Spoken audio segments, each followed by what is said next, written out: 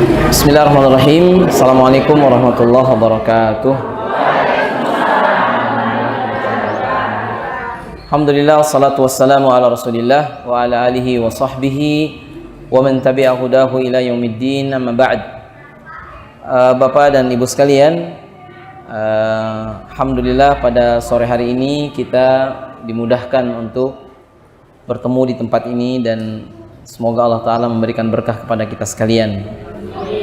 Ya, saya mohon izin Bapak sekalian, kita mungkin sedikit ngobrol sekitar setengah jam atau juga 20 menitan ya. Jadi setiap kita, alhamdulillah, ya silakan agak maju aja biar yang di belakang masuk. Bapak Ibu sekalian, kita ini di dunia tidak lama. Mungkin di antara kita ada yang 100 tahun, ada yang kurang dari itu, ada bahkan yang di bawah 50 tahun. Rasulullah menyebutkan bahwasanya umur umat Muhammad SAW baina sittin ila sab'in, antara 60 sampai 70 tahun. Wa aqallu man ballagha dzalik, dan sedikit yang lebih dari 70 tahun. Yang jadi masalah adalah ibu-ibu sekalian dan bapak-bapak, bukan panjang atau pendeknya umur. Kita ini sudahkah siap untuk membawa bekal yang banyak? Kalau hari ini kita saksikan banyak saudara kita, ya termasuk kita semua yang hadir di sini, saya yakin di antara kita ketika musibah itu datang, kita semua merasakannya. Saya sebagai orang yang tidak mengalami sebagaimana bapak dan ibu, saya bisa merasakan bagaimana seorang bersedih, di mana hartanya hilang, sebagian orang-orang tercinta juga hilang. Bahkan kita rasakan bagaimana kejadian ketika terjadi hal tersebut. Kalau kita melihat, sesungguhnya semua ini dihadapi dengan hati yang sabar. Kata Nabi SAW, hidup ini harus dengan dua kita hadapi. Pertama dengan sabar, kedua dengan syukur. Cuman itu saja. Kita bersabar dengan semua yang Allah takdirkan, sebagaimana kita bersyukur dengan apa yang Allah berikan. Oleh karena itu, izinkan di kesempatan yang singkat ini, saya ingin menyampaikan bagaimana seseorang supaya memiliki kesabaran dan dia berhati bersih. Karena Allah berfirman, yauma la yunfa'u malun wala banun illa man atallaha biqalbin salim. Pada hari di mana seseorang nanti menghadap Allah, Bu, tidak bermanfaat harta dan anak-anak kecuali mereka yang datang kepada Allah dengan membawa hati yang selamat. Saya bertemu dengan seseorang laki-laki, Bapak Ibu sekalian. Laki-laki ini dia cacat, tidak bisa menggerakkan badannya kecuali leher ke kepala saja. Saya bertemu di Masjid Nabawi malam hari selepas sholat tarawih. Beliau orang yang bernama Abdullah bin Ni'mah. Ternyata beliau sudah 25 tahun lebih lumpuh. Cuman saya cukup takjub karena beliau tidak pernah, beliau artinya mengungkapkan saya dalam keadaan putus asa. Bahkan Bapak Ibu sekalian, waktu kita tanya, ya Abdullah, mada turid, apa yang kau inginkan? Beliau mengatakan, uridu thalatha, saya ingin 3 hal. Awalan uridu an aqlibal mushaf al-Quran biyadil yumna. Saya ingin membuka lembaran Quran dengan tangan kanan saya ini. Karena sudah 25 tahun, tidak bisa digerakkan, Bu, tangannya lumpuh. Yang kedua, uridu an aqbila yada abi wa ummi. Saya ingin mencium tangan bapak dan ibu saya. Sudah 25 tahun tangannya dia lumpuh, nggak bisa mencium tangan orang tuanya. Yang ketiga, uridu an asjuda bisabi a'dha'il jasadi. Saya ingin sujud dengan 7 anggota badan. Karena dia tidak pernah sujud semenjak dia lumpuh.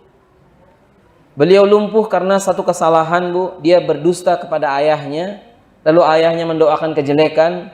Kata ayahnya, semoga Allah patahkan lehermu. Keceplosan bicara, ternyata Allah kabulkan. Maka dari itu Bapak Ibu sekalian, anak-anak kita kalau dia nakal, jangan didoakan yang jelek, doakan yang baik. Tetangga kita kalau ada yang nggak enak, doakan yang baik. Termasuk juga orang yang menzolimi kita, doakan yang baik. Termasuk hari ini, setiap kita di antara senjata yang paling ampuh adalah doa. Oleh karena itu, yang pertama saya ingin menggarisbawahi untuk menjadikan hati yang bersih. Setiap kita usahakan, Bapak Ibu sekalian, kita usahakan kita menjadi orang yang taat.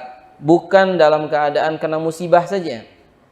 Waktu kena musibah kita dekat dengan Allah. Setelah lepas dari musibah kadang-kadang lupa. Yang kedua, usahakan setiap kita berusaha untuk menjaga persaudaraan. Nabi mengatakan silaturrahim, meluaskan rizki dan memanjangkan umur. Man arada an yubsata lahu fi rizkihi wa an yunsa'a lahu fi atharih falyasir rahimah. Siapa yang ingin dipanjangkan umurnya, diluaskan rezekinya, sambunglah silaturahim. Alhamdulillah kita bersilaturahim hari ini. Setiap kita juga bersaudara. Dan yang ketiga, setiap kita usahakan, berusahalah yang terbaik dengan mengamalkan amalan apapun amalannya Bu dengan ikhlas. Jadi untuk bisa hati ini bersih, usahakan setiap kita mengikhlaskan amalan. Sebuah keikhlasan dari satu amalan itu sangat amat jelas buktinya. Oleh karena itu, yang terbaik bagi kita adalah amalan itu kita ikhlas. Ya, oleh karenanya dulu ada pernah satu orang sahabat, Bu. Beliau bernama Abbadah ibnu Bishr. Beliau terbiasa sholat di Masjid Nabawi, cuman jarak rumahnya ke masjid sampai 2,5 jam jalan kaki. Waktu mau meninggal, beliau dalam keadaan bersedih. Bahkan Nabi ketika bertanya kepada sahabat, "Aina baitahu?" Di mana rumahnya? Sahabat mengatakan, "Saya tahu rumahnya ya Rasulullah." Katanya, "Ana astatian urafiquhu." Aku bisa menemani engkau ke rumahnya. Pergi Bu ke rumahnya. Ternyata rumahnya cukup jauh dari masjid 2,5 jam. Didapatkan di rumahnya cuma istrinya. Kata istrinya, ya Rasulullah, qad tufiya zawji. Suamiku baru saja meninggal tadi malam. Jadi kenapa enggak sholat subuh, tadi malam dia meninggal. Lakin akan tetapi aku tidak mengerti. Dia mengatakan 3 kalimat yang aku tidak faham. Pertama katanya, suaminya mengatakan sekiranya lebih jauh katanya. Yang kedua, kenapa tidak yang baru? Dan yang ketiga, kenapa bukan semuanya? Kemudian Nabi SAW menjelaskan dengan membaca ayat di surat Qaf, laqad kunta fi ghaflati min hadha fakashafna 'anka ghita'ak fabasaruka al-yawma hadid. Pada saat seorang mau meninggal, maka Allah Ta'ala akan menyingkapkan semua perbuatan yang pernah dikerjakan dahulu. Jadi kita hari ini Bu, kita sore ada di sini, kumpul di masjid ini, bertemu bertatap muka, ini tidak akan hilang amalan ini, akan ada kelak di akhirat. Bahkan sebelum meninggal seorang akan mengingat kebaikan dia dan akan diperlihatkan kejelekannya. Makanya Allah katakan, laqad kunta fi ghaflati min hadha fakashafna anka ghita'ak fabasaruka al-yawma hadid. Pada saat kita disingkapkan semua yang tersembunyi, maka hari itu manusia memandang dengan pandangan yang tajam. Itulah hari kematian. Sebelum kita wafat, amal baik buruk kita akan diperlihatkan. Maka seseorang seperti dia, tadi namanya adalah Sya'ban. Sya'ban ini diperlihatkan ternyata dia jalan kaki menuju masjid setiap harinya. Maka dia mengatakan, sekiranya aku lebih jauh, maka niscaya pahalaku akan lebih banyak. Adapun yang kedua, kenapa dia mengatakan limadza laysa kullu? Kenapa tidak seluruhnya? Ternyata dia dulu bersedekah, Bu. Pernah dia itu makan roti di Arab dari dulu, rotinya panjang. Bapak Ibu yang mungkin sudah pernah umroh dan haji. Ada yang di sini belum umroh atau belum haji? Masih banyak ya, Pak. Saya mendoakan semoga Bapak dan Ibu yang hadir di sini dan putra-putranya dimudahkan datang ke Makkah dan Madinah untuk haji dan umrah. Rotinya panjang, Pak. Ketika dia makan dicelupkan susu onta, datang seorang yang meminta-minta, hal indak ta'am, apakah aku punya makanan? Kata dia, na'am ana indi. Fa ataituhu nisfahu. Aku berikan separohnya. Dan ternyata ketika dia mau meninggal, dia menyesal. Kenapa yang saya berikan hanya separohnya? Kalau yang saya berikan semuanya pahalanya lebih banyak. Dan yang ketiga, di saat musim dingin, dia mau ke masjid, maka dia pakai baju kedinginan, pakai 2 rangkap. Cuman yang dalam itu yang bagus, yang luar yang jelek. Di tengah jalan ada saudaranya yang kedinginan, maka akhirnya dia pakaikan, diberikan baju yang jelek, bukan yang bagus. Ternyata sebelum dia wafat, dia ingat, kenapa dahulu saya kasih yang jelek. Kalau saya kasih yang baru, insya Allah lebih banyak pahalanya. Saya bilang ke teman-teman, Bapak sekalian, kita juga alhamdulillah sedikit ada yang berapa kontainer baju yang baru ada, tapi yang second juga ada. Saya bilang carilah yang baru. Kalau ada uang pun cari yang baru. Kalau uangnya lama nominalnya lebih besar. Sedekah itu demikian. Nah, yang ketiga ya Bapak sekalian, kalau bisa usahakan setiap kita sempatkan baca Quran. Saya mengalami turbulensi di pesawat. Turbulensi dahsyat, Bu. Mungkin dengan tsunami beda-beda dikit, karena banyak orang meninggal juga gara-gara jatuh dari pesawat. Bahkan kemarin satu pesawat meninggal semua. Turbulensi dahsyat di atas, Bu, di ketinggian 50.000 kaki, 10.000 kaki. Yang saya bangga, saya naik pesawat tadi, banyak di antara yang di pesawat ini ada yang menyebut ya Allah, ada lagi yang baca ayat kursi, ada lagi yang baca Al-Ikhlas. Sampai mungkin di sebelah saya ibu-ibu, dia cuma hafal surat Al-Ikhlas, baca lagi Al-Ikhlas. Maka semua orang bertawakal kepada Allah. Sama saya kira sebagaimana kejadian tsunami atau gempa. Kita tidak akan ingat yang lain, yang kita ingat kepada Allah Ta'ala. Dan Nabi dulu, Bu, pernah berdoa, berlindung kepada Allah dari musibah yang mungkin datang dari kaki kita. Itu gempa, zilzal, atau dari atas kepala kita bentuknya hujan batu dari langit. Ini pernah terjadi di zaman Nabi Lut.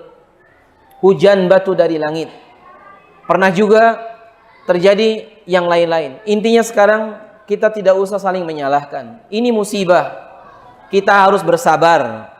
Ibu dan bapak tidak boleh suudzon kepada Allah Ta'ala. Kita semua berdoa, semoga yang terjadi ini jadi pelajaran berharga buat kita. Saya di Petobo, ada satu orang bapak dan putrinya. Kata dia, Ustadz, anak saya, istri saya, rumah saya hilang semua. Entah di sebelah mana, saya cuma sebelah mana kira-kira rumah jenengan. Rumah saya ada di sana, tapi nggak tahu lagi sekarang. Saya bilang semoga, anaknya nanya, di mana ibu saya? Kemudian saya jawab, nanti adek ibu ada di sorga. Jadi orang-orang yang kita cintai yang telah wafat duluan, atau harta kita yang hari ini hilang, Bu, kalau kita sabar, nanti Allah akan gantikan. Jika di dunia tidak sempat Allah gantikan, maka di sorga bagian kita digantikan. Oleh karena itu Ummu Salamah pernah berdoa, Allahumma hjurni fi musibati wa khlufli khairan minha. Ya Allah, berikan pahala kepadaku dari musibah yang menimpa diriku dan gantikan yang lebih baik. Oleh karena itu, usahakan setiap kita, saya bukan orang yang sudah baik, Pak, tapi ini tuntunan dari Nabi, kita perbanyak baca Quran. Ada seorang laki-laki namanya Urwah bin Zubair. Beliau dulu kena musibah, Pak. Musibahnya kecelakaan. Kaki yang kiri harus diamputasi. Di waktu belum ada obat bius, belum ada obat merah, belum ada perban, belum ada segalanya. Apa yang dia lakukan? Akhirnya dia sholat habis isya, sholat witir, Pak. Kemudian para attiba, dokter di waktu itu, memotong kaki kirinya dan dia sedang sholat. Diambillah daging yang membusuk di kaki kirinya, kemudian dia sedang baca Al-Baqarah, dilanjut, Pak, bagian tulangnya digergaji dan dia dalam keadaan sadar, darah bercucuran, tapi dia sambil sholat. Falamma intaha, ketika selesai operasi pemotongan kakinya, dia pun selesai sholatnya. Fasubbu bihi zaitun, kemudian disiramkan ke kakinya lukanya zaitun, minyak zaitun dan beberapa ramuan yang mereka buat di waktu tersebut. Kemudian dia istirahat selama sepekan kira-kira, kemudian dia pulang ke Madinah. Kaki yang tadi dipotong, Pak, dikubur di Damaskus. Ketika dia pulang ke Madinah, kakinya tinggal satu. Maka ditanya, oleh orang-orang di Madinah, "Aina rijlukal yusra?" Kemana kakimu yang kiri? Kata Urwah, "Saya sudah kembalikan kepada Allah Ta'ala. Sudah 40 tahun kaki kiriku bersamaku, maka saya sudah kembalikan di Damaskus." Maka sisa hidupnya, Bapak Ibu sekalian, ketika beliau tawaf dengan kaki satu, engklek-engklek begitu.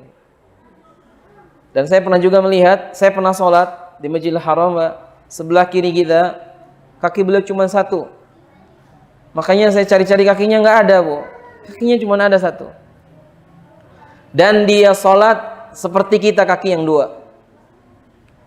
Oleh karena itu, kalau ada di antara, tadi ada di Sigi, Bapak yang kakinya juga sama patah, saya bilang, "Pak, bersabar.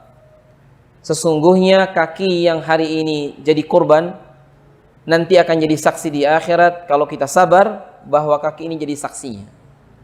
Oleh karena itu, ini yang keempat. Dan yang kelima, saya ingin mengingatkan juga bahwa bersihnya hati itu jangan dikotori dengan kemaksiatan. Oleh karena itu, insya Allah setelah ini kita akan menjadi orang yang jauh lebih baik lagi. Setelah ini Pak, insya Allah kita akan jadi orang. Sekarang sudah baik, maka insya Allah akan kita tingkatkan. Dan kemudian yang terakhir, saya ingin juga menyampaikan bahwa setiap kita di dunia ini, tadi kita sampaikan sebentar saja. Ucapan inna lillah wa inna ilaihi raji'un dulu pernah ditafsirkan seorang mufassir, beliau juga ulama, Bu, namanya Fudail bin Iyad. Ada seorang bapak-bapak datang, maka Fudail bertanya, "Kam umrukal an?" Berapa umur Anda sekarang? Kata orang ini, "Situna sanah." Umur saya 60 tahun. "Idzan tasiru ilallah mundu sitina sanah." Kalau begitu Anda telah menempuh perjalanan 60 tahun yang lalu. "Rubbama saya blugh qariban." Mungkin sebentar lagi akan sampai di tempat yang dituju. Bapak dan Ibu sekalian, di antara kita ada yang sudah 30 tahun, ada yang 40 tahun. Berarti kita sudah 40 tahun menghirup udara milik Allah. Sudah 40 tahun kita makan rizki dari Allah Ta'ala. Satu saat kita akan pulang. Seperti dulu kita masih belum lahir, di tempat ini saya yakin ada orang tua kita yang pernah hidup di daerah ini, yang mereka lahir tahun 1900-an. Sekarang mereka sudah tiada. Maka kalau obrolan ini terjadi tahun 2050 di tempat ini, anak-anak kita akan bercerita, dulu tahun 2018 ada gempa, ada tsunami di daerah ini. Lalu orang tua kita pernah berkumpul di masjid ini. Si fulan pakai baju ini, dia pakai baju yang ini, dan semuanya sebagai saksi. Ini berlangsung terus, Bapak Ibu sekalian. Dan nanti di akhirat Nabi mengatakan, orang-orang yang baik, yang bertakwa, yang dimasukkan ke dalam surga, mereka itu saling mengingat satu dengan yang lain. Jadi kalau kita bertemu di dunia, kita masuk surga, Bu, akan ingat dulu pernah kita bertemu di tempat ini. Oleh karena itu, kata Fudail bin Iyad, "Idza kunta ta'lam," kalau engkau tahu bahwa kita ini akan meninggal, maka semestinya kita pun tahu, innaka satub'ats, kita akan dibangkitkan. Makanya inna lillahi wa inna ilaihi raji'un, maknanya inna lillahi abdun wa ilaihi unib. Kepada Allah kita menghambakan diri dan kepadanya kita akan dibangkitkan. Siapa yang yakin akan dibangkitkan, maka dia akan ditanya, satus'al, di alam kubur ditanya. Dan kita kalau ditanya butuh jawaban. Yang kita persiapkan adalah jawaban. Oleh karena itu hari ini kita akan jawab, Bapak sekalian. Ketika Allah tanya di akhirat, apakah Anda sabar menerima musibah? Kita akan jawab, saya sudah sabar ya Allah. Tidak boleh kita suudzon pada Allah. Jangan juga seorang mengatakan, daripada gini-gini terus saya lebih baik mati saja. Jangan. Karena kemarin ada, Bu, keluarganya meninggal semua. Lemes duduk di pinggir jalan. Kemudian apa-apa yang mau saya harapkan, semua sudah tiada. Tidak. Sesungguhnya keluarga ibu, mereka meninggal dalam keadaan seperti itu, insya Allah mereka baik meninggalnya. Dan keluarga ini, Bu, tidak akan ketemu setelah kita wafat, kecuali di sorga. Jadi kalau Bapak Ibu hari ini masih ada, nanti kalau kita meninggal pun, tidak akan ketemu dengan keluarga, kecuali di sorga pertemuannya. Di alam kubur sendiri-sendiri, di mahsyar sendiri-sendiri, di sirat sendiri-sendiri, waktu hisab sendiri-sendiri, di qantarah sendiri-sendiri. Maka dari itu ketemunya kelak di surga. suami dan istri dan anak-anak yang baik-baik, mereka seluruhnya kelak berkumpul kembali di sorga. Di dunia cuma sebentar. Oleh karena itu, sebagai penutup, saya ingin mengajak semuanya, kita pastikan Bu, sisa umur kita dipakai untuk kebaikan. Setelah ini insya Allah kita akan jauh lebih baik lagi. Saya bukan orang yang sudah baik, tapi saya hanya mengajak, dan hari ini kita dipersaudarakan bertemu di sini. Nah, maksud sisa yang baik bagaimana? Iya, sisa waktu yang ada, mungkin ada 10, 20 tahun, atau bahkan mungkin 5 tahun, 10 tahun yang akan datang. Kita penuhi dengan kebaikan. Jangan pernah putus asa. Kalau hari ini kita bersedih Bu, seperti hanya saya ceritakan saja, ada beberapa orang, saudara kita, yang sangat bersedih mendengar kabar bahwasanya keluarganya terkena kren di Mekah waktu jatuh. Memang itu musibah, tidak pernah ada yang merencanakan. Kita tahunya kan tiba-tiba, bagi Allah tidak ada yang tiba-tiba. Allah sudah tetapkan kejadian di negeri ini Bu, 50.000 tahun sebelum langit dan bumi diciptakan, Allah sudah tetapkan bahwa di Palu akan ada gempa, dan kemarin kita saksikan. Dan kita harus menganggap atau merasa bahwa nikmat Allah begitu banyak, harus kita syukuri. Intinya saya ingin mengajak kepada semua yang hadir supaya kita tetap senantiasa bersyukur kepada Allah. Bukan bersyukur dengan musibah, tidak. Bersyukur dengan nikmat Allah dan bersabar dengan ujian ini. Yang masih muda, yang masih ada ayah ibunya ketemu, muliakan mereka. Yang masih punya tetangga, kita berusaha semakin terus menjalin ukhuwah. Yang masih ada keluarga lengkap, alhamdulillah. Yang telah ada yang meninggal, doakan mereka, karena sesungguhnya mereka diambil oleh Allah. Dialah yang memilikinya, dia juga yang mengambilnya. Satu hari kita pun yang ada di masjid ini, satu persatu Pak, kita akan meninggal. Mungkin saya duluan, mungkin siapa begitu. Nanti kita pun meninggalkan Indonesia, meninggalkan dunia ini. Saya kira ini yang bisa disampaikan di kesempatan yang singkat ini. Mudah-mudahan pertemuan kita ini pertemuan yang bermanfaat